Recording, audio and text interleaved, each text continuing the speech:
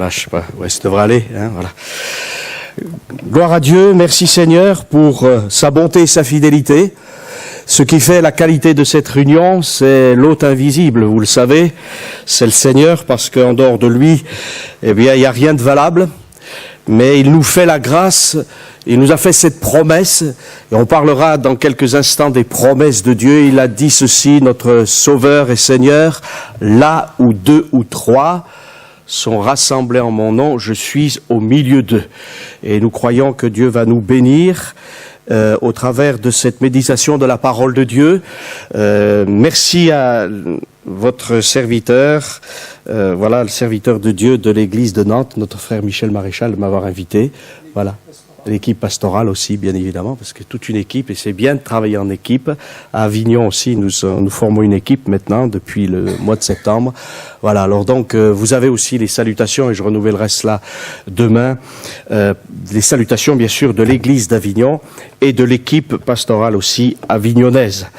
Gloire à Dieu. Alors, comme vous le savez, notre sujet sera, pendant ces quelques jours, Israël. Mais, au-delà d'Israël, ce que nous désirons, c'est parler de celui qui nous a rachetés. Parce que vous savez qu'on peut prendre des dizaines de sujets, des centaines de sujets dans l'Écriture, et passer à côté de l'essentiel.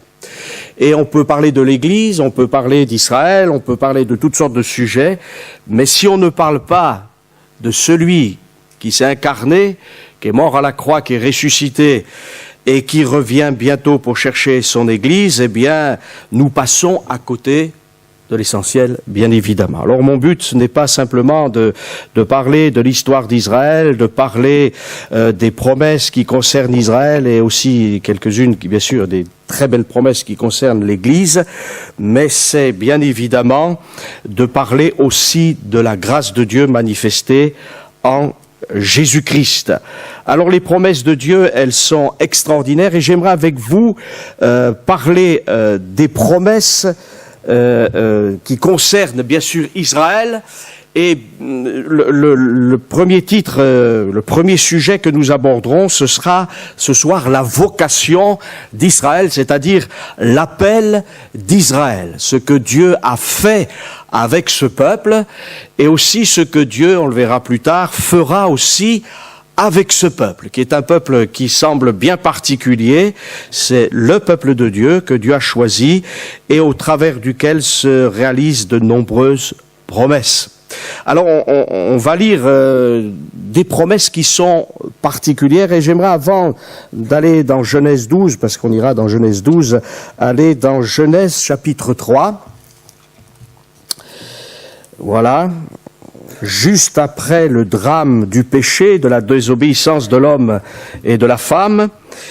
Et nous lisons dans Genèse chapitre 3, verset 14, ceci. C'est le Seigneur qui parle au serpent. Alors peut-être que vous n'avez pas la même traduction que moi, mais ça change rien. L'essentiel est là, même version. Voilà, il est écrit donc dans Genèse chapitre 3 et verset 14. C'est Dieu qui parle à Satan, au serpent ancien. Et le Seigneur Dieu dit au serpent, « Puisque tu as fait cela, tu seras maudit entre toutes les bêtes et tous les animaux de la campagne, tu te déplaceras sur ton ventre et tu mangeras de la poussière tous les jours de ta vie. Je mettrai de l'hostilité entre toi et la femme, entre ta descendance et sa descendance. Celle-ci t'écrasera la tête et tu lui mordras le talon. » Et nous disons Amen. C'est un verdict qui tombe sur l'adversaire et qui sert à la fois aussi de promesse. Mais une promesse, et ce qui est important de noter, qui est inconditionnelle. Dieu sait que la postérité qui viendra, et bien sûr il s'agit de Christ, eh bien va écraser la tête du serpent, même si le serpent va blesser, bien sûr, au talon, c'est-à-dire que Christ va être crucifié. Mais l'Écriture nous dit, il a dépouillé les autorités, les dominations, il les a livrées publiquement en spectacle, en triomphant d'elles par la croix. Amen et Amen, bien sûr. Alors, pourquoi ai-je choisi ce texte? Parce qu'il y a dans l'Écriture deux types de promesses. Il y a les promesses qui sont conditionnelles et les promesses qui ne sont pas conditionnel. Ça peut paraître étonnant, mais c'est comme ça, parce que Dieu est aussi le Dieu de l'histoire. Vous le savez. Et le prophète Daniel dira à propos de celui qu'il adore et qu'il sert et qu'il va servir parfois dans des conditions très difficiles, il dira à propos du Seigneur, à propos de Dieu, c'est lui qui tient les temps et les circonstances. Ça veut dire que rien n'arrive, parce que c'est un autre texte des Écritures aussi, sans que l'Éternel en soit la cause. Il ne peut pas y arriver un événement sans que Dieu ne l'autorise. Ça ne veut pas dire que ça fait partie de sa volonté plénière au but de, d'abord de nous bénir, mais il y a des choses que Dieu permet parce que de toute manière, même si ces choses sont mauvaises, eh bien, Dieu finira toujours par triompher, et nous savons que quels que soient les plans et les desseins de l'ennemi fait toujours, au final, une œuvre qui le trompe. Voilà. Parfois, il y a des croyants qui sont passés par des expériences très difficiles, mais par la grâce de Dieu, alléluia, eh bien Dieu les a sortis d'affaires. Alors il y a des promesses, comme on dit, inaliénables, qui ne peuvent pas être changées, parce qu'elles ne sont pas conditionnelles. Il y a des promesses aussi conditionnelles, on le verra avec Israël, mais il y a une promesse de départ qui n'est pas conditionnelle, et bien sûr c'est ce fameux texte. On ne peut pas parler d'Israël sans commencer par ce fameux texte qui est l'appel d'Abraham, le père des croyants, puisque c'est par la foi qu'Abraham a quitté son pays sur l'appel de Dieu. Et dans Genèse chapitre 12, il est dit ceci, le Seigneur dit à Abraham, va-t'en de ton pays, du lieu de tes origines, de la maison de ton père, vers le pays que je te montrerai. Je ferai de toi une grande nation, et je te bénirai. Je rendrai ton nom grand, et tu seras une bénédiction. Je bénirai ceux qui te béniront, je maudirai ceux qui te maudiront. Tous les clans, ou plus exactement toutes les familles de la terre, seront bénis par toi. Amen. Quand on lit ce texte, Dieu ne dit pas si, mais il dit voilà ce qui va se passer. Je décide, moi, le Seigneur, eh bien que toutes les familles de la terre, c'est bien le mot famille, hein, c'est le mot famille qui est, voilà, c'est le mot mishpara en hébreu, qui est traduit par famille, et quand on parle de la famille, même dans l'hébreu moderne aujourd'hui, on dit, là, voilà, c'est mishpara. Donc c'est bien les familles, et finalement je fais une toute petite parenthèse, mais on sait qu'aujourd'hui, s'il y a bien quelque chose qui est attaqué, c'est la famille, le couple. Et pourtant Dieu veut bénir la famille et toutes les familles, toutes les structures que Dieu a prévues depuis, parce qu'il l'a organisé comme ça. Donc toutes les familles de la terre seront bénies en toi.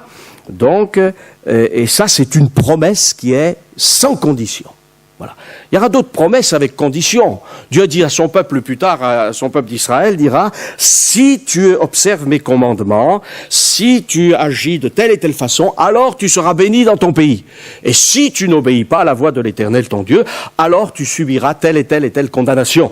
Et jusqu'à l'exil dont on parlera pendant quelques instants. Donc il y a ces promesses, cette promesse inaliénable.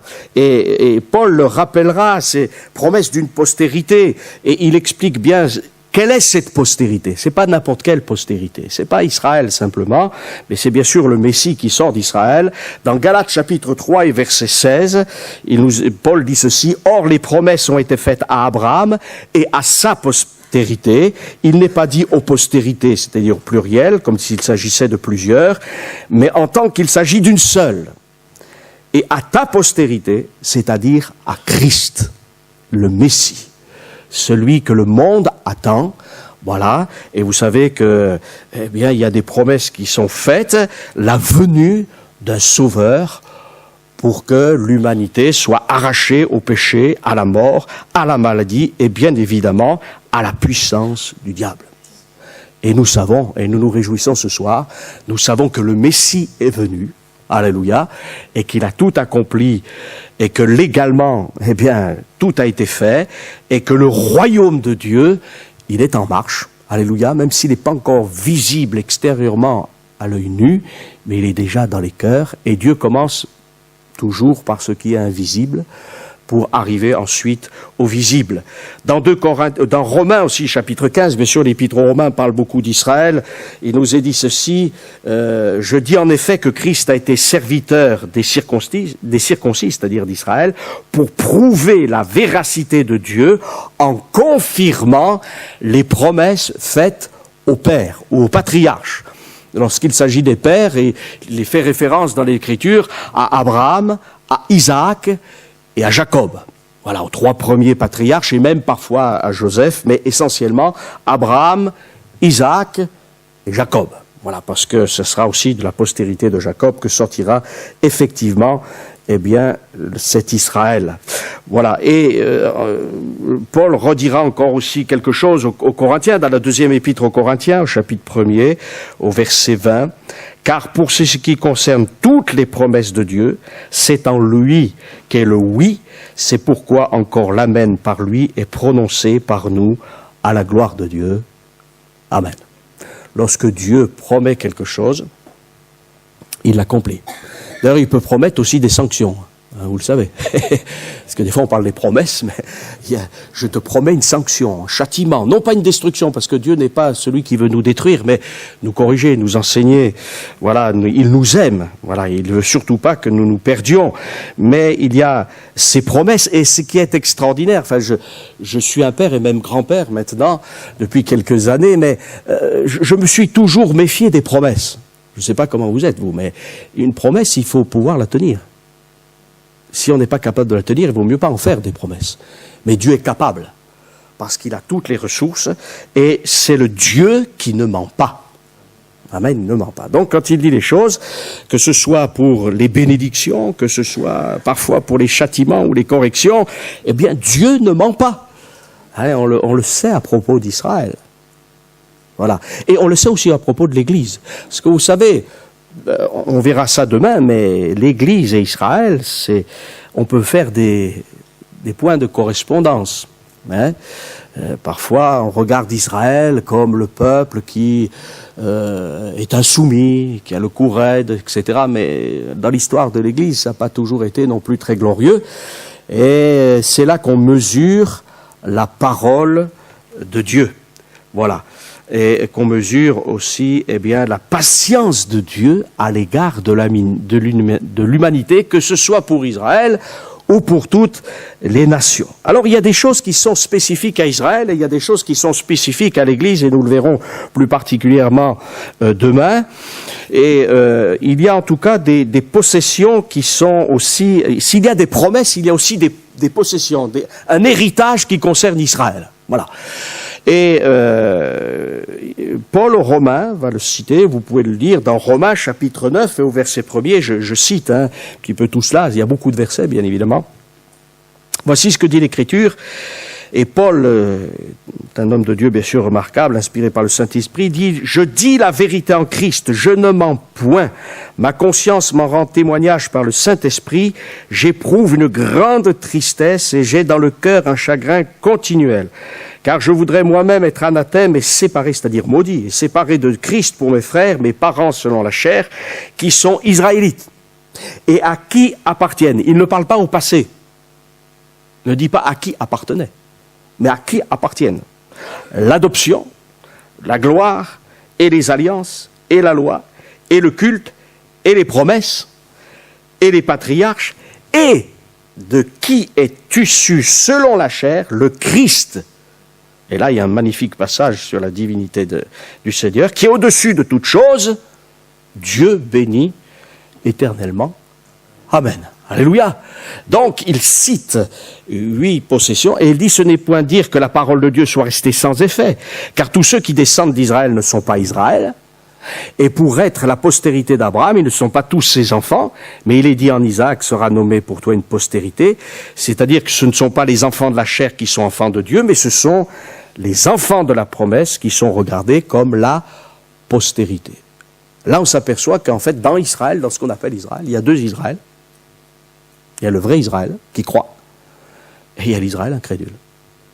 Quand on regarde la chrétienté, on va parler comme ça, quand on parle de l'Église en général dans notre monde, il y a les vrais croyants, et puis il y a les christianisés, qui sont influencés par la culture, mais qui n'ont pas été régénérés par le Saint-Esprit. Donc, voilà, il y a la véritable Église. Amen.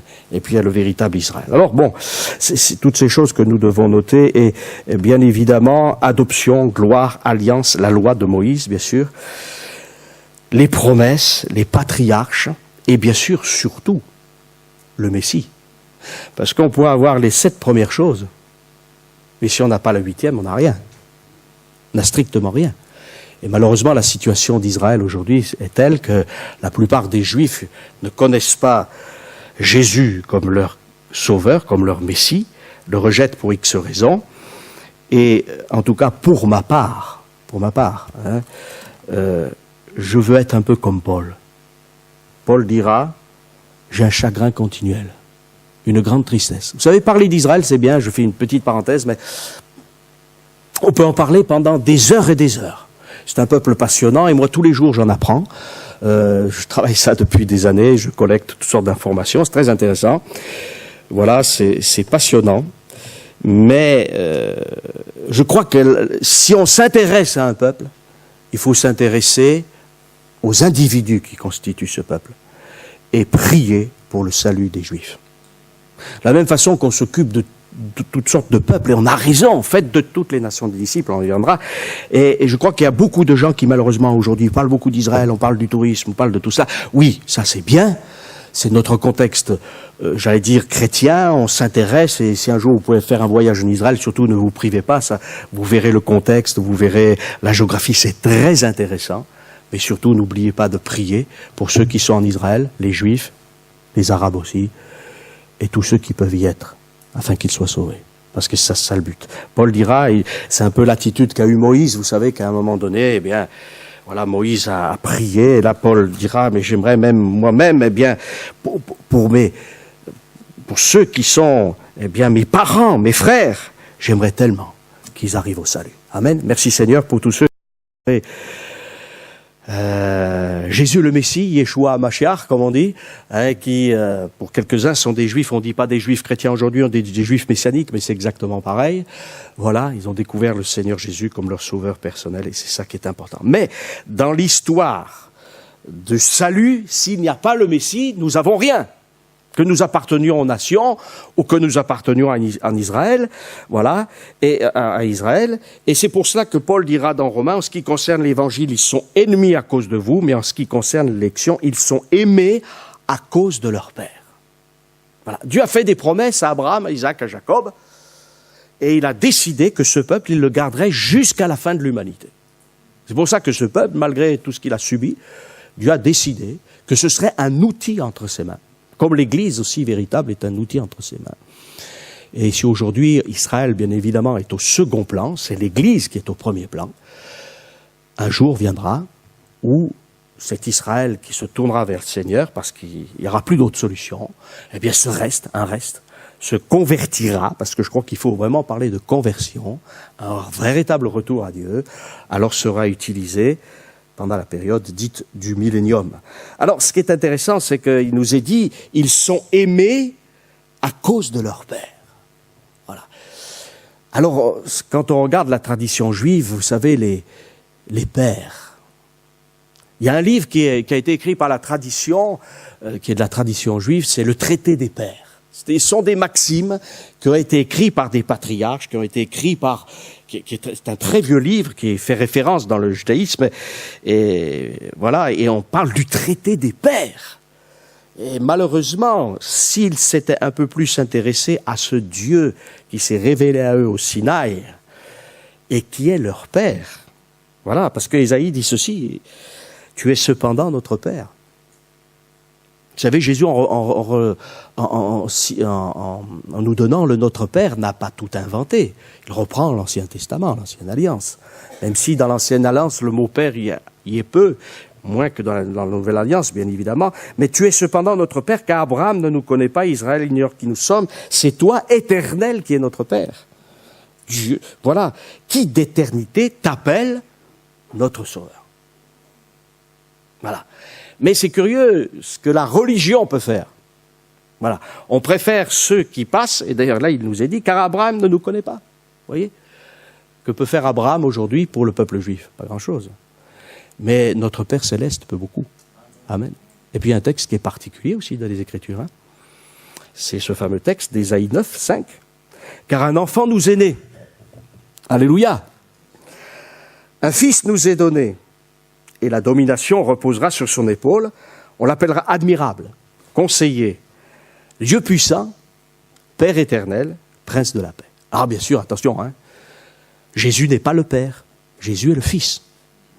Mais cette expression Père éternel, c'est pour dire qu'il va engendrer des enfants. Me voici, moi et les enfants que Dieu m'a donnés. Il n'est pas le Père, mais cette expression Père, dans l'Antiquité, un Père, c'était celui qui était en quelque sorte, on va dire, le grand vizir ou le premier ministre. Et le Seigneur, c'est notre grand ministre pour la réconciliation avec Dieu le Père. Amen. Alors, les pères, ceux qui sont au commencement, c'est le Père, le Fils et puis aussi le Saint-Esprit. Et malheureusement aussi, avec l'Esprit Saint, Israël a tout perdu.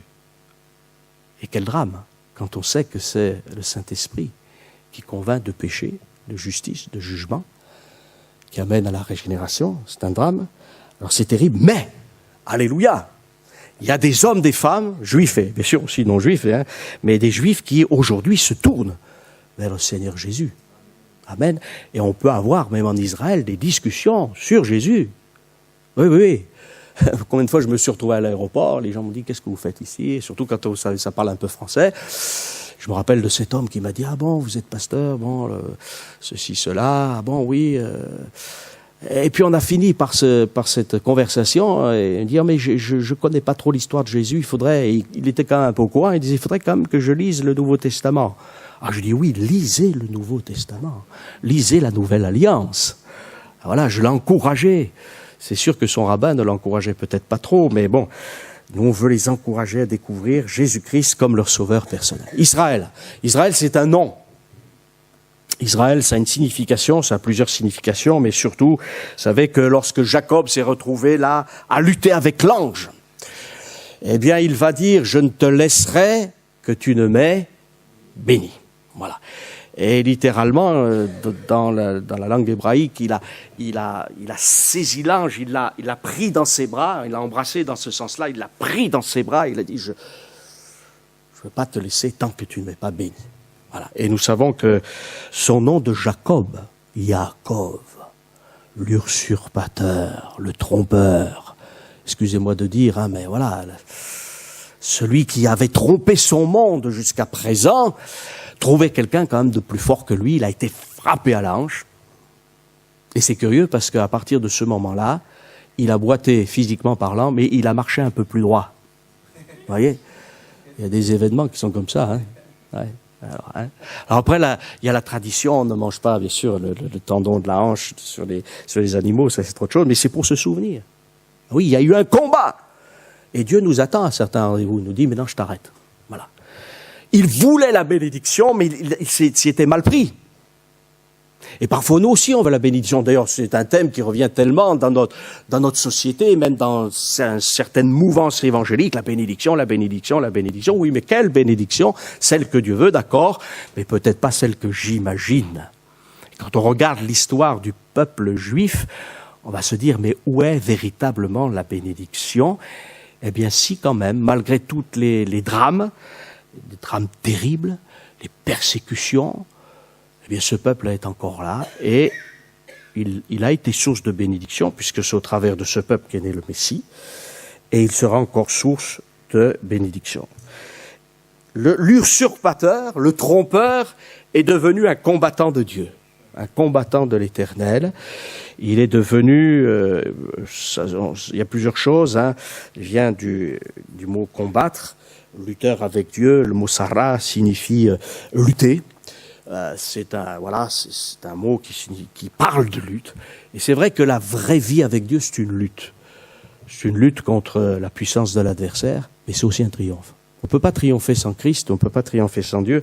D'ailleurs, dans ce texte d'Ésaïe 63 que j'ai cité, Ésaïe, bien sûr, pleinement inspiré par le Saint-Esprit, dira Éternel, qui est notre Père, t'appelle notre Sauveur. Et c'est terrible de voir aujourd'hui, dans notre monde religieux en général, cette pensée que l'homme peut se sauver lui-même. Mais on ne peut pas se sauver nous-mêmes. On est en échec. On est perdu. Il faut le sacrifice de Jésus. Et il est venu, alléluia, alors le combattant de Dieu, celui qui a combattu avec Dieu, mais pour avoir la bénédiction, mais qui est frappé à la hanche, et cet usurpateur, ce trompeur, qui a trompé son père, voilà, après il a été trompé par son beau-père aussi, hein. Parce que, ouais, Laban, voilà, il a reçu une leçon. Et puis, bien sûr, combattant de Dieu, elle signifiant, c'est un raccourci du mot Dieu. Mais aussi, il y a une autre signification qui est le prince de Dieu. Ou plutôt, il y a un autre mot pour signifier prince, Nassi, qui signifie aussi président en hébreu moderne. Mais le mot Sar, eh bien, parle aussi d'un capitaine, d'un vassal, d'un chef de clan, d'une tête, d'un ancien, d'un gardien, de quelqu'un qui a un rôle important à jouer. Et on pourrait dire que cet Israël aussi, c'est une sorte de chef, de tête, normalement, pour Dieu. Et d'ailleurs, Dieu dira à Israël, si tu obéis, tu seras la tête. Et si tu n'obéis pas, tu seras la queue. Voilà. Finalement, pour l'Église aussi, on le sait, hein. Si on n'obéit pas au Seigneur, si on ne se soumet pas à sa grâce, si on ne se soumet pas à sa pensée, on sera très vite en échec et on connaît ce qu'on appelle d'être rétrograde ou tout ça. On a tellement besoin d'avoir les regards fixés sur Jésus qui suscite la foi et qui l'amène à la perfection. Alors, ça peut être aussi en quelque sorte comment dirais-je, le capitaine, le chef pour Dieu, voilà, pour les nations. Mais on s'aperçoit que ce qui est très intéressant, que ce soit avec Israël, particulièrement, peut-être encore plus avec l'Église, c'est que Dieu va prendre un peuple il sait d'avance tout ce qu'il va faire de mal. On se dit même, pourquoi vas-tu chercher un peuple si difficile? Je crois qu'il y a une leçon aussi.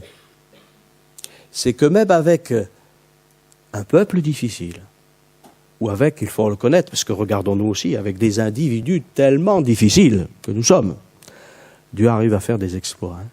Il faut vraiment qu'il s'appelle notre Dieu. Il est grand, il est puissant.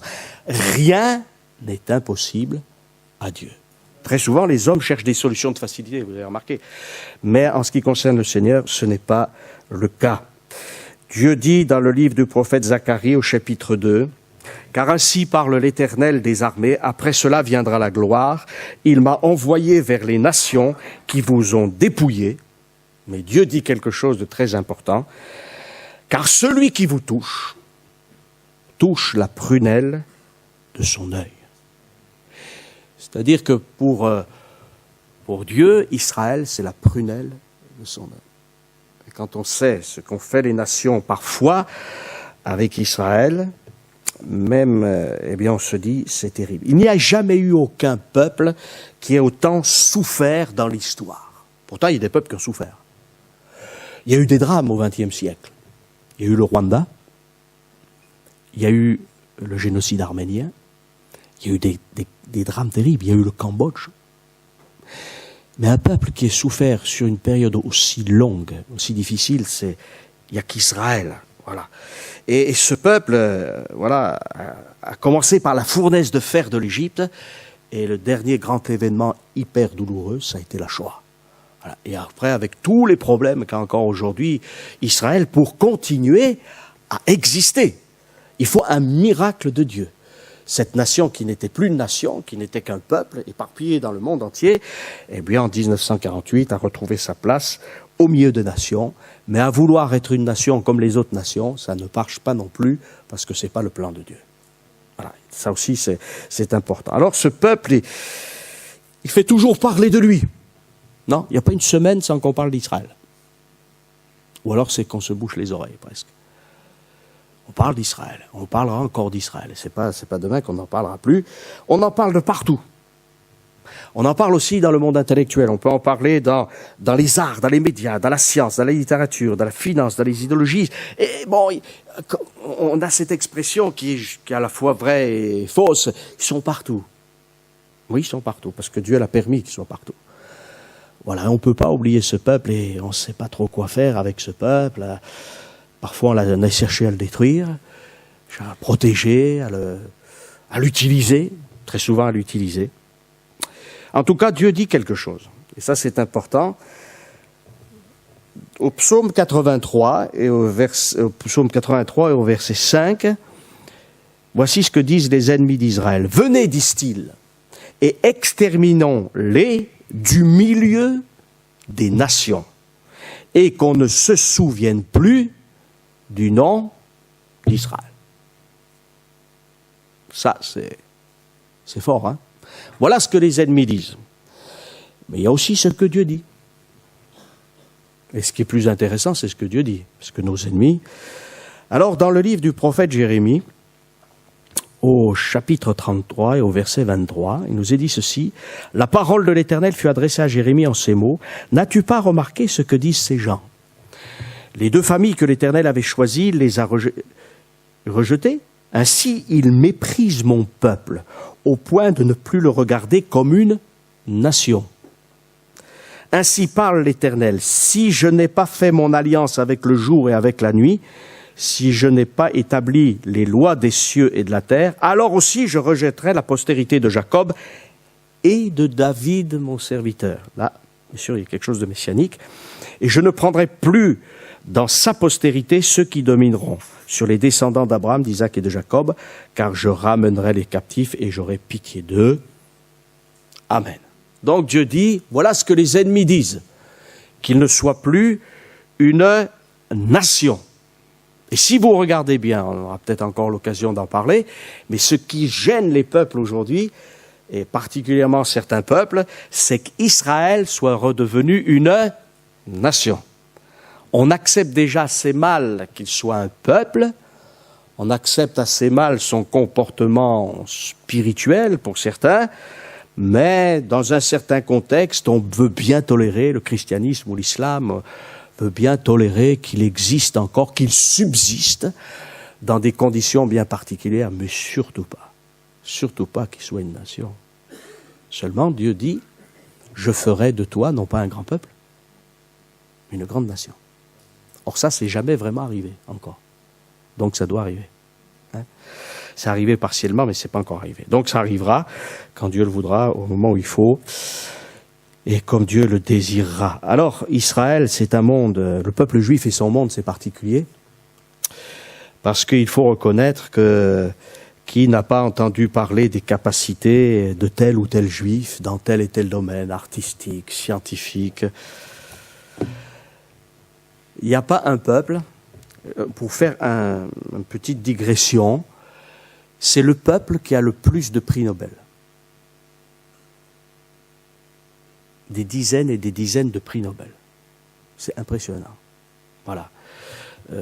Si j'ai la liste. Alors, en 2012, j'avais fait ça, j'avais regardé un petit peu parce que j'avais eu... Voilà. Je vais vous citer. 129 prix Nobel.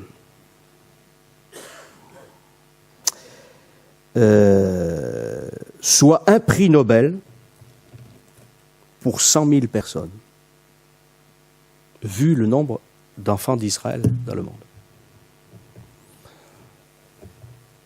Quand même impressionnant, hein? Le monde musulman, 3 prix Nobel. Ça n'a rien à voir avec les individus. Ça n'a rien à voir avec tout homme est aimé de Dieu, attention, hein? Parce que là aussi on peut vite déraper, on va le voir. Non. Mais Dieu a permis que ce peuple, eh bien, voilà. Alors si ce peuple, il est à la fois rempli d'admirables lumières, mais aussi des plus épaisses ténèbres. Et c'est un peuple qui est capable, eh bien, de toutes sortes d'inventions, de toutes sortes de créations. Aujourd'hui, Israël est parmi les nations qui ont le plus de start-up, comme on dit, dans le domaine de la technologie. Mais c'est aussi un peuple qui est sous le joug de la tradition de ses pères. C'est un peuple qui est dans la pratique de l'ésotérisme, de la magie, de la rébellion, de l'incrédulité, de l'idolâtrie et même de l'athéisme. Voilà, c'est un peuple avec des idéologies, des philosophies, parfois les plus éloignées eh bien, de la révélation divine et bien évidemment des références bibliques. Ça peut paraître étonnant, mais c'est comme ça. Et ce peuple, il a besoin d'un sauveur. Pourquoi Israël n'est pas l'Israël de Dieu encore véritablement, comme Dieu le souhaiterait? C'est qu'il lui manque l'essentiel. L'Église n'est rien sans Jésus. Il est le chef de l'Église, il a la tête. L'Église sans Jésus, ça n'a aucune signification. C'est lui-même qui a suscité l'Église. Voilà, je bâtirai mon Église. Et Israël appartient à Dieu. Malheureusement, aujourd'hui, ils se sont éloignés. Et on voit avec le contexte de l'apôtre Paul, eh bien, évidemment, tout cela. Mais Jésus dira, le salut vient des Juifs. Vous savez, lorsque Jésus va parler avec la Samaritaine, c'est un texte un peu étonnant. Cette femme, elle discute de tradition. Est-ce qu'il faut adorer sur le mont Garizim? Est-ce qu'il faut adorer, bien sûr, à Jérusalem? À cette époque, le lieu était très important. Voilà, on n'adorait pas dans n'importe quel lieu. D'ailleurs, Dieu, au fur et à mesure de la révélation qu'il va faire à son peuple, dira, dans le lieu que vous offrirez des sacrifices, dans le lieu que l'Éternel choisira. Et pendant un certain temps, on ne sait pas ce lieu encore. Quel est ce lieu? Jusqu'au jour où David va venir. C'est pas pour rien que c'est avec David, puisque David, c'est de la postérité de David que viendra le Messie. Donc tout se fait au fur et à mesure. Et cette femme, moi j'aime beaucoup le texte de la Samaritaine. C'est extraordinaire, une pédagogie extraordinaire. Le Seigneur, il part d'un verre d'eau et puis il faut que ceux qui l'adorent en esprit et en vérité.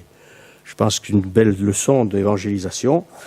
Et Jésus dira, vous adorez ce que vous ne connaissez pas, nous adorons ce que nous connaissons, car le salut vient des Juifs. Mais l'heure vient, elle est déjà venue, où les vrais adorateurs adoreront le Père en esprit et en vérité, car ce sont là les adorateurs que le Père demande. Dieu est esprit, et il faut que ceux qui l'adorent en esprit et en vérité. Et là, bien sûr, c'est une fenêtre ouverte sur ce qui va arriver bientôt avec l'Église, qui est extraordinaire, qui est magnifique, qui a nul autre semblable. Alors, bien sûr, pourquoi? Parce que les Juifs avaient gardé, les Samaritains il y avait un mélange, ils avaient gardé encore, du moins au sein d'Israël, il y avait vraiment des Juifs pieux, qui étaient fidèles, et on le retrouve dans des hommes comme Siméon, comme Anne aussi, bien évidemment, tous ces gens qui attendaient, qu'est-ce qu'ils attendaient? La délivrance d'Israël. Mais pas que la délivrance politique. Ils réalisaient bien qu'il fallait une délivrance morale et spirituelle. Et c'est ce qu'on a appelé en ce temps-là les chassidim, c'est-à-dire les pieux. C'est ces gens-là qui ont suivi aussi en partie Jésus et qui donc ont développé cette piété. Et donc c'est cette fidélité, c'est le véritable Israël fidèle. C'est pas Israël qui sauve le monde. Attention, venir, que le salut vienne des Juifs, ça ne veut pas dire que c'est Israël qui me sauve. Parce que là aussi, il y a un danger. Non, c'est celui qui est issu de la postérité de David, mais qui vient du ciel, qui est parfait, qui me sauve. Voilà. Mais ce peuple a été utilisé, et notre Sauveur Seigneur Jésus-Christ est juif. On ne peut pas dire il était, puisqu'il est vivant. Et il reste, c'est son peuple. D'ailleurs, l'Écriture nous dit, il est venu chez les siens, et les siens ne l'ont pas reçu en tant que nation, mais à tous ceux qui l'ont reçu, il a donné le pouvoir de devenir enfants de Dieu. Amen. Voilà, alors, il y a ceux qui n'ont pas cru et il y a ceux qui ont cru, parce que les premiers croyants, c'est tous des Juifs. Il ne faut jamais l'oublier. Le jour de la Pentecôte, c'est les 120, ce sont 120 Juifs qui ont été baptisés du Saint-Esprit. Romains chapitre 3 nous dit cela, et c'est important. Et quoi si quelques-uns n'ont pas cru, leur incrédulité annulera-t-elle la fidélité de Dieu? Loin de là, que Dieu au contraire soit reconnu pour vrai, et tout homme pour menteur, selon qu'il est écrit, afin que tu sois trouvé juste dans tes paroles, et que tu triomphes lorsqu'on te juge. Voilà. Ce n'est pas parce que certains ont été incrédules que Dieu n'accomplit pas son plan. Et tout à travers de l'histoire d'Israël, c'est toujours comme ça. Regardez. Des milliers de gens qui sortent d'Égypte et des milliers d'incrédules, quand même. Il y en a 2 qui rentrent, enfin de la génération de l'Égypte. Mais ça n'a pas annulé les promesses de Dieu. Il y a 2 hommes de Dieu, remplis de foi, qui disent, si l'Éternel est avec nous, eh bien, on passera d'Égypte au désert, et du désert dans le pays où coule le lait et le miel. Alléluia. Et Dieu ne regarde pas au nombre.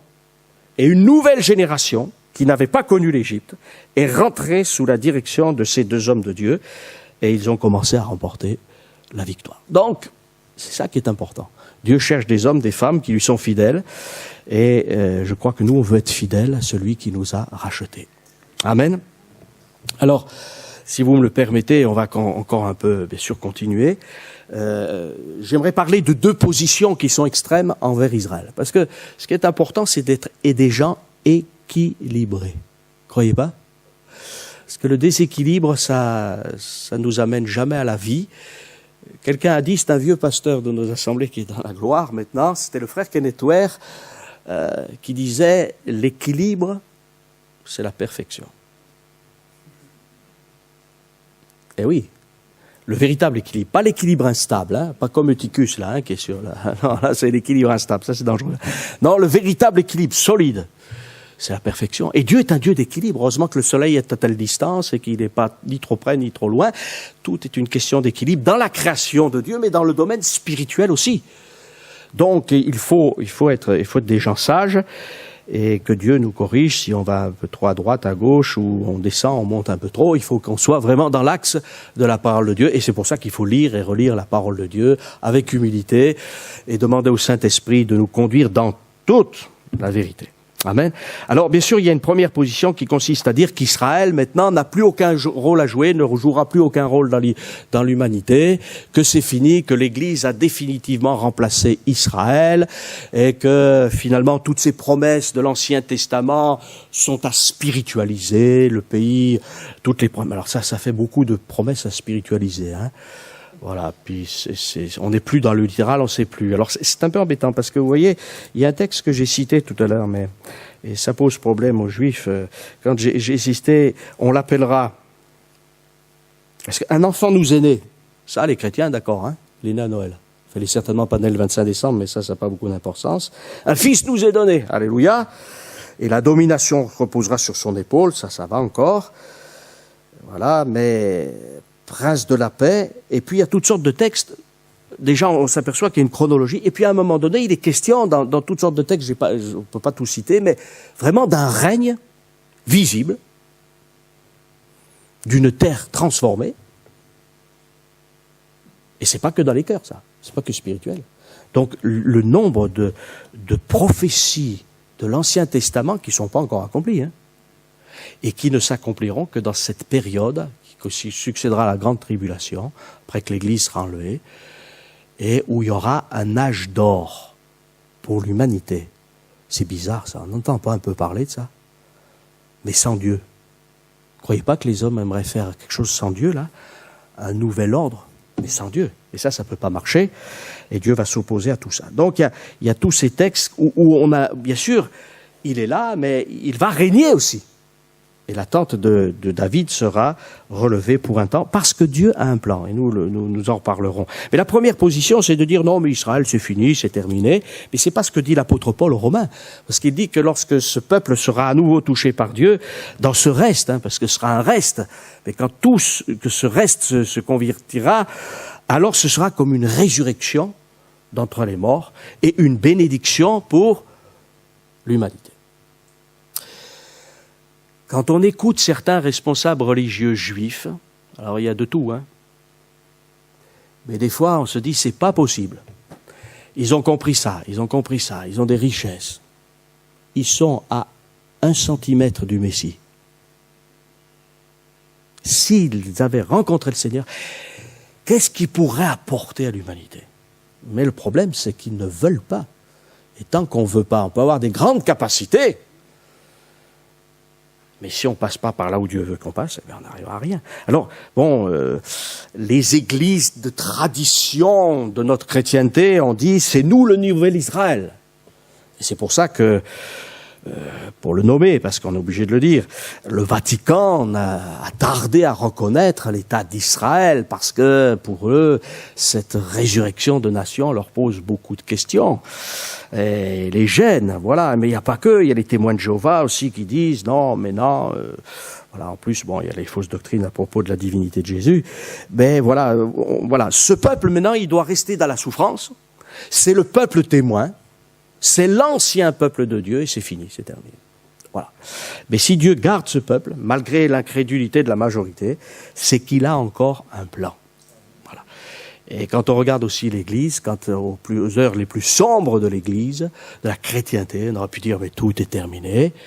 Mais c'est assez curieux, au cours aussi de la chrétienté, des hommes se sont levés, sont revenus à la parole de Dieu, presque dans chaque siècle, avec leurs défauts, leurs qualités, c'est sûr, mais et il y a eu des réveils spirituels, et Dieu n'a pas dit, parce que ils sont tombés les uns dans l'idolâtrie, les autres dans telle superstition, j'abandonne tout, mais Dieu a été fidèle. Amen. Alors, s'il a été aussi pour l'Église, il l'est aussi pour Israël. Et voilà, donc, alors, des fois dans nos milieux chrétiens, on a dit, de toute manière, les Juifs, ils sont pas concernés par l'Évangile. Voilà. C'est un peuple qu'on connaît un peu, on connaît pas trop. Enfin, on connaît le peuple de la Bible, mais le judaïsme peut-être aujourd'hui on connaît pas trop. Donc, il y aura peut-être une bénédiction pour eux plus tard. Voilà. Et puis, de toute manière, au moment où Israël sera pressé, alors ils se convertiront tous. Oui, mais attendez, c'est pas logique ça. Pourquoi ? Parce que alors, on n'apporterait pas l'évangile à un juif qui va tout droit en enfer. Parce que plus tard, Dieu, mais lui, peut-être que demain, il sera plus de cette terre. Et ça, c'est valable pour tous les hommes du monde. Alors, faut aller vers tous. Voilà. Et Paul dit quand même quelque chose. Car je n'ai point honte de l'évangile. C'est une puissance de Dieu pour le salut de quiconque croit, du juif, premièrement, puis du grec. Alors quand il parle du grec, c'est pas simplement la Grèce, c'est tout le monde civilisé de l'époque, qui a été marqué par la Grèce et par sa culture et par sa philosophie. Donc, voilà, le juif, premièrement. Où est-ce que Paul allait pour prêcher l'évangile? D'abord dans les synagogues, parce qu'il savait qu'on lui donnerait la parole d'abord, il savait qu'il avait un public et que dans ce public, il y aurait non seulement des juifs et même des non-juifs, puisqu'il y avait à cette époque des gens qui suivaient qui s'intéressaient à la religion juive. Donc voilà. Et Romains chapitre 2, de la même façon, tribulation et angoisse sur toute âme d'homme qui fait le mal, et sur le juif premièrement, puis sur le grec. Donc, chronologiquement à la bénédiction, mais aussi à la correction, au châtiment, en premier. Il passe en premier. Mais passer en premier, c'est pas parce qu'il les aime plus, le Seigneur, ou il n'y a pas de chouchou. Non, c'est parce que Israël a été un outil. Voilà, c'est un peuple de sacrificateurs. Voilà, donc, alors des fois, vous savez, on a eu ça, je l'ai eu un peu, je le dis, tu t'intéresses au peuple juif, alors tu vas judaïser. Ah non, surtout pas. Moi, j'ai pas envie, vous savez, de vivre ce qu'on vit dans une synagogue, avec tout le respect qu'on peut avoir pour les gens, pour leurs convictions, leurs croyances. Quand on a découvert Jésus, on a découvert Jésus. Voilà, parce que, non, surtout pas. Mais si c'est s'intéresser à un peuple pour lui apporter l'évangile, oui, nous le savons dans toute action missionnaire, je ne peux pas aimer un peuple, m'intéresser à un peuple, désirer son salut et puis ne pas m'intéresser à sa façon de vivre, à sa langue, comment dirais-je, jusqu'à sa cuisine, ses vêtements, etc. Dieu a du respect pour... voilà, et l'Écriture nous dit qu'il faut se faire tout à tous pour essayer d'en gagner quelques-uns. C'est Paul qui le dit. Donc, si je m'intéresse à tel peuple, je vais apprendre peut-être sa langue. Je me rappelle d'un frère qui, pendant des années, a appris le cambodgien parce qu'il y avait des réfugiés cambodgiens et il voulait leur témoigner. Donc, il a appris quelques mots de cambodgien pour témoigner à ces gens. Mais c'est formidable, c'est extraordinaire. Voilà. Mais c'est vrai que le peuple de Dieu, le peuple juif est particulier. Toujours attention. Mais c'est vrai qu'il y a un danger. Et c'est vrai qu'il y a un danger de s'occuper d'Israël. Il faut toujours avoir la pensée que Jésus les aime et qu'ils ont besoin du salut. Amen, ils ont besoin de la grâce de Dieu. Et puis des fois, on a voulu qu'ils soient exactement comme nous. Alors, il faut qu'ils deviennent des bons chrétiens européens, vous savez. Hein. Mais Dieu respecte aussi la culture dans la condition qu'elle ne soit pas en contradiction avec ce qu'enseigne l'Évangile. Il y a des choses, il faut s'en débarrasser.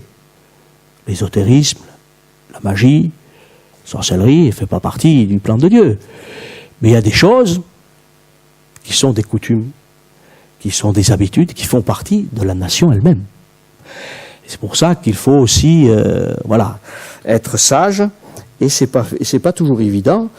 Et puis il faut amener les gens des ténèbres à la lumière, et ça se fait pas forcément non plus, vous le savez, toujours instantanément. Il y a aussi des fois des temps où il faudra, bien sûr, il y aura un moment où il y a véritablement la nouvelle naissance, bien évidemment, mais avant que les gens comprennent, que leurs sentiments changent, que dans leur intelligence ils arrivent à comprendre, il faut aussi du temps et de la patience. Et Dieu, je pense, est encore très patient avec nous, où on n'a pas encore tout compris. Hein. Donc, bien sûr, il faut l'essentiel, mais alors ça c'est important aussi. Un juif, il l'est doublement, il l'est par la chair, mais il faut qu'il le soit par l'esprit. Parce que s'il a les promesses mais qu'il n'a pas le Messie, il n'a rien. Voilà. Alors on ne peut pas demander non plus à un juif de changer sa culture. Il y a des gens qui disent comment ça se fait. Il y a telle fête en Israël. Alors il y a telle fête. Hein. Il y a la fête. Il y a le jour de Jérusalem. Eh bien on fait la fête. C'est le peuple, c'est la nation. Voilà. Mais bien sûr, il ne faut pas s'attacher à ça. Il faut que ces hommes, ces femmes se tournent vers le Seigneur. Et le gros problème d'Israël, c'est la tradition. Mais oui. Bien sûr qu'il y a l'athéisme, bien sûr qu'il y a la débauche en Israël. Parce que la nation, vous savez, cette nation, elle n'est pas meilleure que les autres nations. Hein.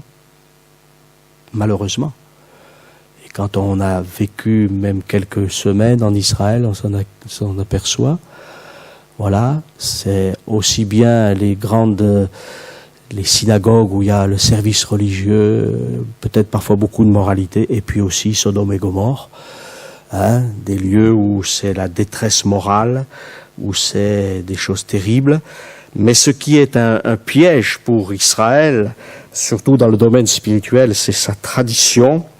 Et Paul dira, toutes ces choses qui étaient pour moi un acquis, je les considère comme une perte à cause de l'excellence de la connaissance de Jésus-Christ, mon Seigneur, c'est dans Philippiens 3:8, pour lequel j'ai renoncé à tout, et je le regarde comme de la boue, afin de gagner Christ. Amen. La tradition. Voilà. De la même façon que la chrétienté s'est enlisée dans la tradition, et dans la tradition d'origine païenne, entre parenthèses, eh bien Israël, c'est dans sa dispersion avec les nations, à récupérer toutes sortes de choses qui n'ont rien à voir avec la révélation biblique de l'Ancien Testament, et toutes sortes de choses qui sont là. Bon, je ne veux pas faire une étude sur le judaïsme, mais il y a quand même des pistes à savoir. En tout cas, Paul dit ceci, et ça, à mon avis, c'est très, très important pour qu'on puisse comprendre un Israélite, un Juif. Voici ce que dit Paul dans Galates chapitre 1er et verset 13. Vous avez su en effet quelle était autrefois ma conduite dans le judaïsme. Comment je persécutais à outrance et ravageais l'Église de Dieu. Et comment j'étais plus avancé dans le judaïsme que beaucoup de ceux de mon âge et de ma nation. Et là, il y a la raison. Étant animé d'un zèle excessif pour la tradition de mes pères. Toutes ces traditions qui ont été rajoutées, voilà, parce que vous le savez, hein, il y a non seulement la Bible, l'Ancien Testament, en tout cas pour les Israélites, mais il y a le Talmud, et il y a la Kabbale. Et peut-être que je vais vous choquer ce soir, mais pour eux, c'est des livres qui sont équivalents à l'Ancien Testament et qui sont inspirés.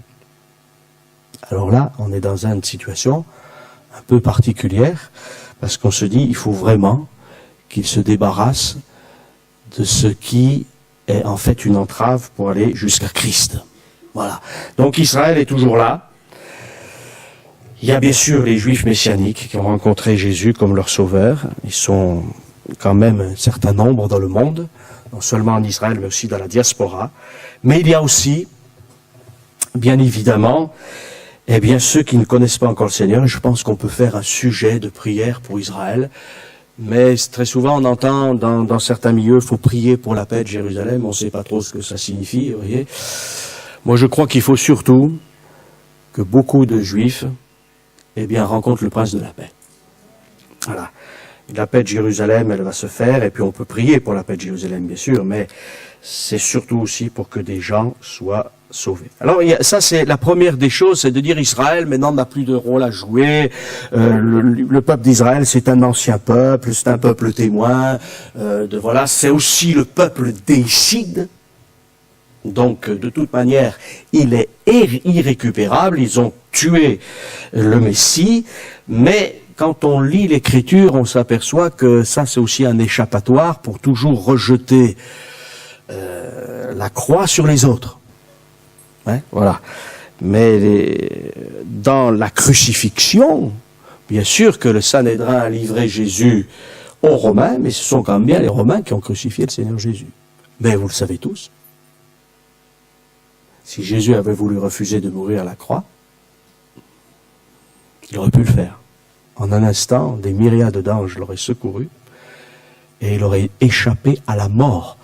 Mais en fait, il s'est offert lui-même. Voilà. Et, curieusement, il fallait que ce soit le peuple sacrificateur qui amène l'agneau au sacrifice. Et oui.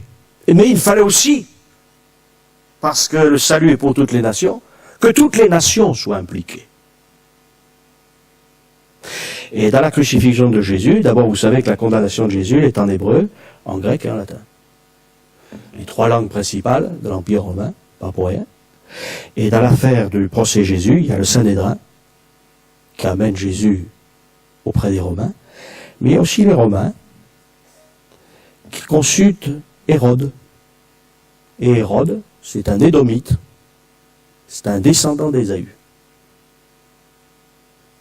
Donc l'Occident, les nations éloignées, sont impliquées dans la mort de Jésus, le peuple juif, mais aussi les nations alentours, qui ont toujours entouré Israël, et dont Ésaü est l'un des plus forts représentants, voilà, eh bien ils sont là impliqués. La Bible nous dit que Pilate et Hérode sont devenus amis alors qu'ils étaient ennemis. Et pour lutter contre Christ, c'est la pensée de l'Antichrist. Elle n'est pas que dans le cœur de certains Israélites, elle est aussi dans le cœur des nations. Mais que ce soit en Israël ou parmi les nations, il y a aussi des gens qui croient que Jésus est le Messie et qu'il revient bientôt. Amen. Alors la deuxième position, elle est dangereuse aussi. C'est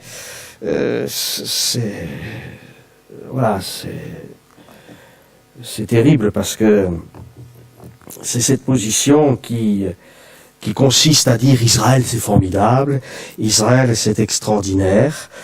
Voilà, et on a des gens parfois dans nos milieux évangéliques qui font que parler d'Israël. Alors vous savez, je suis au milieu de vous, je parle d'Israël, mais quand je suis à Avignon, je ne parle pas que d'Israël. Hein. Heureusement, dites, parce que sinon, je crois que d'ailleurs les frères diraient, il y a un souci. Non, on parle quoi? On parle du Seigneur Jésus. Eh oui, on prêche l'Évangile. On veut que tous, quels qu'ils soient sauvés. Et puis il y a tellement de sujets. Voilà, Israël c'est un sujet, mais il n'y a pas qu'Israël, pas que le peuple d'Israël. Donc nous prêchons l'Évangile. Il y a des gens, alors, voilà, c'est toujours, on parle que d'Israël. On voit qu'Israël. Vous voyez, mais ça on est dans le temps de l'Église. Le Seigneur a dit, faites de toutes les nations des disciples. Il y en a encore du travail. Merci Seigneur pour les missionnaires. Merci Seigneur pour les ouvriers qui travaillent dans le monde entier, dans toutes sortes de pays, qui traduisent la Bible dans toutes sortes de langues. C'est ça la mission de l'Église. Pas l'oublier. Alors n'oublions pas Israël, mais n'oublions pas non plus les autres peuples. Et on a encore beaucoup, beaucoup de travail. Donc il faut être des gens aussi équilibrés. Alors il y a des gens, voilà, d'un seul coup, c'est formidable. Israël, bien sûr, il y a des promesses, et puis on découvre Israël, on découvre le pays. Alors d'un seul coup, même on essaye de se chercher absolument des racines juives, certainement que mon arrière-grand-père ou mon arrière-grand-mère était juif ou juif. Alors comme disait quelqu'un, surtout quand on est juif, on peut le dire, bon ben écoutez, si vous voulez les privilèges d'Israël, prenez les privilèges d'Israël, mais prenez aussi les châtiments d'Israël. Et là ça refroidit un petit peu plus. Voilà. Non mais il faut être déjà équilibré. Si je suis français, alléluia, Dieu aime les Français. Si je suis burkinabé, je suis burkinabé. Si je suis cambodgien ou laotien, si je suis gitan, eh bien, gloire à Dieu. Non. Dieu a tellement aimé le monde qu'il a donné son Fils. Et ça, c'est terrible. On a des gens qui font des véritables crises d'identité. Voilà. Mais Paul dira, je suis ce que je suis par la grâce de Dieu. Alors ça, c'est dangereux. Il y a même, vous savez, alors c'est assez curieux, mais à Jérusalem, les gens, ils débarquent, et il y a une telle ferveur religieuse particulière que certains se prennent, mais c'est une folie. Il y a une section spéciale à Jérusalem, dans l'hôpital de Jérusalem, pour ceux qui font des délires mystiques. Et certains se prennent pour le Messie, etc. C'est une folie. Mais il y a des puissances d'égarement, il y a des puissances de folie, et qui sont là. Et c'est vrai que, voilà, il y a cette situation-là. Alors, je crois qu'en tant que chrétien, on doit réaliser que Dieu a encore un plan avec Israël. Et puis aussi, on doit réaliser que, eh bien, il faut aimer cette nation, mais ne pas l'idolâtrer. Voilà, Jésus a aimé les siens jusqu'au bout. Voilà. Mais on voit que Jésus, eh bien, lorsqu'il a quelque chose à dire, il le dit. En tout cas, bon, il faut aussi être honnête, c'est qu'on a accusé la nation d'Israël de déicide, et pendant des années, on a dit, voilà, ils sont irrécupérables, on en reparlera, mais Jésus a quand même dit ceci, Père, pardonne-leur, car ils ne savent ce qu'ils font. Et je pense que vous êtes d'accord avec moi, que toutes les prières de Jésus sont exaucées, et que nous n'avons pas le droit de nous placer juges des vivants et des morts, puisque c'est le Seigneur qui est lui, le parfait, qui est mort pour nous, qui a tout subi, qui est le juge des vivants et des morts. Nous, notre but, c'est pas de juger, c'est de prêcher l'évangile. La lumière est venue, voilà, et nous savons que Paul et Silas et bien d'autres ont évangélisé, ils sont passés dans les synagogues, il y a eu d'abord une persécution des Juifs contre l'Église chrétienne naissante, et voilà, et Paul dira que votre sang retombe sur votre tête, j'en suis pur, mais ça, c'est parce qu'il a annoncé l'évangile, hein, parce que très souvent on parle de la croix, ils sont déicides, mais il fallait attendre la résurrection de Jésus, et que l'évangile soit annoncé. Parce que c'est le refus de l'annonce de l'évangile qui fait de nous des gens qui risquent d'être perdus. C'est pas un acte simplement. Voilà, c'est de rejeter l'action du Saint-Esprit qui nous convainc de péché, de justice et de jugement lorsque la bonne nouvelle est annoncée. Or, nous savons qu'en Israël, il y a eu ce refus, mais il y a aussi des gens qui ont apporté l'évangile, puisque les 120 ont été des gens qui ont été baptisés du Saint-Esprit et qui ont envoyé, qui ont répandu le message de l'évangile dans le monde entier. Voilà. L'Écriture nous dit, à propos de l'Église, vous au contraire, vous êtes une race élue, un sacerdoce royal, une nation sainte, un peuple acquis, on le verra demain, afin que vous annonciez les vertus de celui qui vous a appelé des ténèbres à son admirable lumière, vous qui autrefois n'étiez pas un peuple et qui maintenant êtes le peuple de Dieu, vous qui n'aviez pas obtenu miséricorde et qui maintenant avez obtenu miséricorde. Qu'est-ce qui s'est passé? C'est que, en fait, l'Église, c'est un peuple de prêtres, de sacrificateurs. Non pas de prêtres comme on peut le voir dans les déviances du catholicisme, on le dire, ou de l'orthodoxie. Non, mais c'est un peuple qui doit apporter la bonne nouvelle et qui est un peuple, voilà, un peuple acquis, hein, voilà, un sacerdoce royal. L'Église, c'est ça. Mais avant Israël aussi. Parce que dans Exode chapitre 19, Dieu dit à Israël, vous serez pour moi un royaume de sacrificateurs et une nation sainte. Et parce qu'Israël, au travers de ses représentants les plus éminents, qui est le Sanhédrin, a rejeté le message de l'Évangile, alors la nation a perdu son sacerdoce pour un temps, et ce sacerdoce a été remplacé par des hommes de toute nation, de tout peuple, qui ont pris le premier plan pour annoncer la bonne nouvelle. Amen. Voilà. Alors c'est ce qu'il faut noter, mais Israël reprendra sa place dans des conditions particulières. Nous avons, quand on fait le plan du salut, on le dit, on le redit, c'est que l'Église, c'est une parenthèse. Alors bon, j'aime pas trop ça, parce que mettre tout en parenthèse, mais ça veut bien dire ce que ça veut dire, c'est-à-dire que c'est un temps particulier où Israël est mis en veille, en quelque sorte, parce qu'il a refusé d'aller plus loin avec le Messie, il attendait un Messie politique, il attendait, voilà, un Messie visible, glorieux, et il est passé à côté de l'essentiel, mais ça c'était prévu dans le plan de Dieu. Voilà, Dieu n'a pas été pris au dépourvu en disant, tiens, c'est dommage, ils ont pas accepté, il le savait, et c'est pour ça qu'il a suscité l'Église. D'ailleurs, il y a quatre temps, il y a d'Adam jusqu'à Abraham, c'est le temps des nations, la création des nations. Il y a d'Abraham jusqu'à Jésus-Christ, on va dire même jusqu'au 70 avec la destruction du temple, où c'est Israël qui est au premier plan.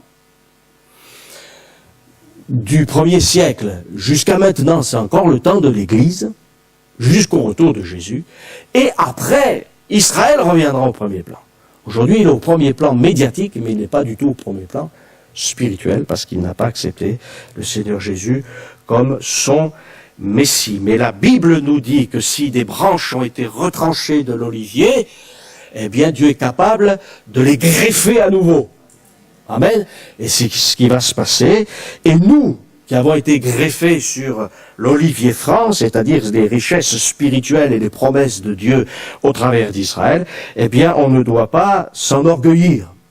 Voilà, mais au contraire, rester dans l'humilité et, en quelque sorte, dire merci Seigneur pour ta grâce, pour ta bonté et ta fidélité. Voilà, je vais m'arrêter là. Simplement, je reviens, c'est qu'il y a deux Israël. L'Israël qui a accepté Jésus, et ce sont des gens de conditions simples qui ont accepté le Seigneur.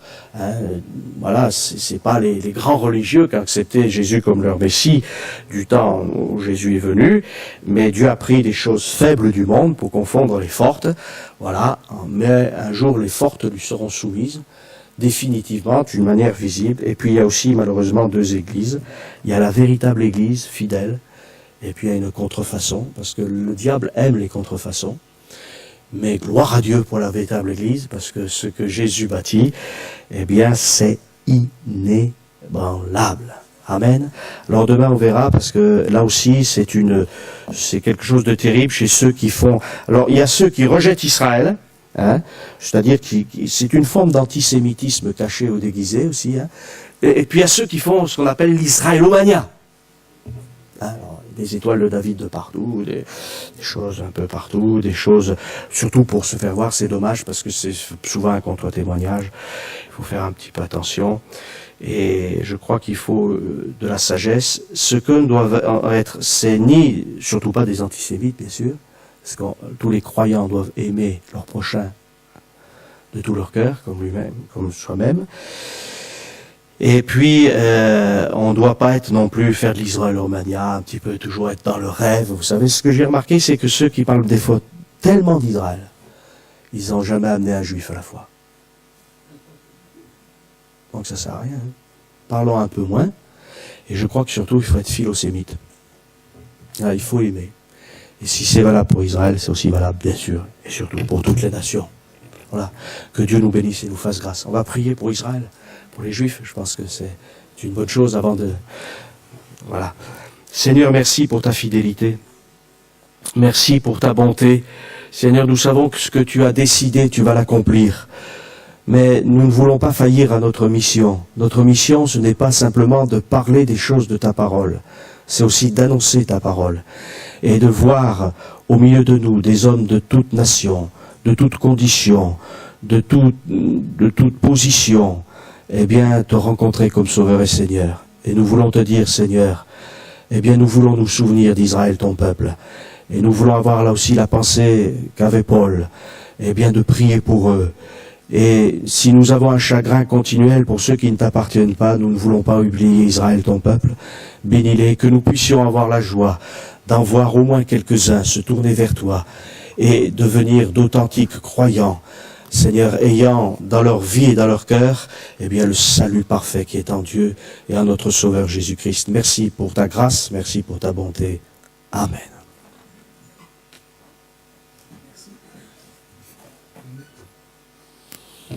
On va chanter un chœur, s'il vous plaît. Merci au pasteur Galis pour l'enseignement. Je souhaite qu'il revienne. Ce soir, la réunion est terminée, mais un peu plus sur ce qu'il a expliqué sur Vatican. Parce qu'on pense quand on dit, voilà, c'est les nationalistes, et je ne conteste pas du tout ça, qui sont des antisémites, je ne conteste pas. Mais Vatican n'est-il pas antisémite? Lorsque nous étions dans la religion catholique romaine, on ne m'a jamais appris à aimer Israël. Jamais. Et j'ai remarqué que les catholiques, en général, n'aiment pas Israël. C'est un enseignement. Et s'il peut nous donner quelques suites, comment Vatican a-t-il pu se permettre de prendre la suite du judaïsme? Parce que c'est ça. Oui, c'est ça, c'est la suite. Dans les habits, par exemple, ce sont les habits sacerdotaux qu'on retrouve dans l'Ancien Testament. C'est là, tout un mélange. C'est aussi sérieux, parce que vous avez aussi des enfants qui vont à l'enseignement privé, catholique. On dit, vous n'avez pas le droit de faire la religion. Mais moi, je parle avec des parents, je parle aussi avec des enfants, des ados. Eh bien, oui, on n'a pas le droit, mais en réalité, c'est ce qui se passe quand même néanmoins, obligé de faire ceci, obligé de faire cela. Oui, ça mérite que notre frère nous en parle en dehors de l'enseignement, parce que ça c'est filmé, mais aussi entre nous, afin que ça éclaire bien notre esprit. Voilà. Et qu'on sache que tout le monde est beau, tout le monde est mignon, tout le monde s'aime. Les nationalistes, je ne discute pas sur ça, mais l'antisémitisme existe dans l'Église catholique romaine. Il n'y a aucun problème. Oui, puisqu'ils ont rejeté Jésus-Christ et son message, ils ont rejeté la crucifixion, puisqu'ils ont établi le salut par les œuvres. Et il faut que nous soyons réalistes. Je ne parle pas du catholique membre, je parle de la hiérarchie de la doctrine. Vous avez bien compris, hein? C'est de ça que je parle. Voilà, c'est garder ce que vous avez, et nous gardons ce que nous avons reçu ce soir, mais ça mérite aussi qu'on aille un peu plus loin, non pas dans un débat, mais dans un enseignement très court. Notre frère saura bien nous enseigner. Je pense que... Voilà, c'est bien. Voilà, ça vous intéresse? Oui, ça vous intéresse. Moi, j'écoute attentivement comme vous. Voilà, et vous verrez, quand vous écouterez ça, vous verrez peut-être une autre image de Vatican. Parce que quand je disais, ah, Vatican, c'est un chef d'État, les catholiques disaient, non. Oui, mais la laïcité prouve que c'est un chef d'État. Puis il faut faire de grandes études pour savoir qui sont chefs d'État, hein, qui est chef d'État. Alors vous vous rendez compte, il réunit les foules, il va partout. Bah oui, il va pas entendre chef spirituel, il va entendre chef d'État. Puis après, c'est autre chose. Voilà.